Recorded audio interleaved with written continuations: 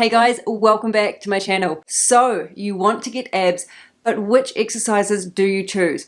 Which ones out of the hundreds of ab exercises out there work best? So many people, and especially those just starting their fitness journey, desperately want to tone their stomach and get abs. But with the amount of conflicting content out there, you just don't know where to start. This is such a common question, and I can completely understand how this can become so confusing. Well, today I'm about to make this so much easier for you. So out of all those ab exercises, how can I narrow it down to only 2 ab exercises that you need? Well, first of all, I'm going to start by telling you that a huge chunk of those exercises you see do work and they're highly effective. But if you want to build out beautifully toned abs from your upper abs to your lower abs to your obliques, it's not about the quantity of exercises, it's about the type of movement that you're performing. So if you look at the abdomen, and everyone's is shaped slightly different, to put it really simply, you've got the upper abs, your lower abs, and then you've got the muscles here on the side which are called your obliques. All you need to focus on is making sure that you're hitting all of these areas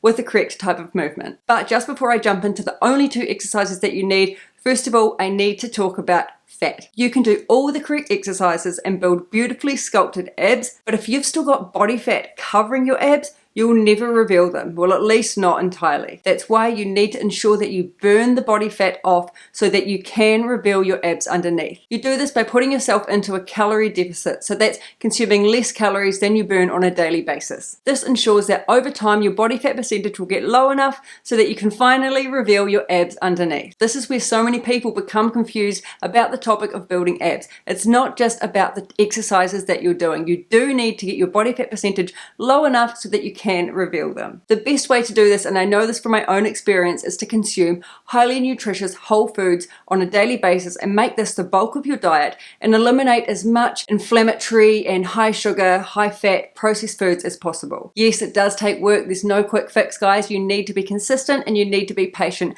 If you can do this, then you will get results. I will put a link in the description to another video that I filmed that goes much deeper into losing body fat and my best tip on what I think you should be doing to lose fat and maintain this for good. I know some of you are saying, okay, hurry up, get to the exercises, but if I just did that, you would only have half the information you need, and that's not what my channel is about. I don't want you to be misled. I need to explain these very, very important things. Let me talk about movement and what I mean by the type of movement. Starting with your upper abs. Let's say you're lying on your back, which is a pretty common position to be in when you're doing abdominal workouts. To ensure tension is placed on your upper abs, it's so important that you are hinging from your upper body and crunching forward, okay? Your lower body is stationary. Any movement hinging from your upper body will work your upper abs. Yes, you will still be working your lower abs a little bit, but the primary muscles being worked are your upper abdominals. Now, to work your lower abs, you must be hinging from, yes, your lower body. Okay, so your lower body needs to be crunching up towards your face, and your upper body is stationary on the floor. It's the same thing if you're in a plank position, you're moving your legs towards your upper body, you're going to be working mainly your lower abs. So what about your obliques? How do we work these side muscles here? This requires a twist or a rotation type movement to ensure these muscles are being worked. So that's 3 movements, not 2. How do we work all 3 areas of our abdomen with only 2 exercises? This brings me to the only 2 ab exercises you need. And to help you even further and include all fitness levels, I'm going to give an example of how you can perform each exercise for beginner, intermediate, and advanced levels. Let's start with our lower abs. This is a simplified beginner version. Lie flat on your back with your lower back pressed into the floor. Now you're going to lift your legs up with your knees bent towards your face. When you do this, contract your abs and squeeze tight. This here works your lower abs, but it's not placing much tension on your obliques. This is easily fixed, and all you need to do now is include a slight twist of your hips as you bring your knees up. You'll be slightly twisting your knees to the side and your feet outwards. Alternate this movement both sides.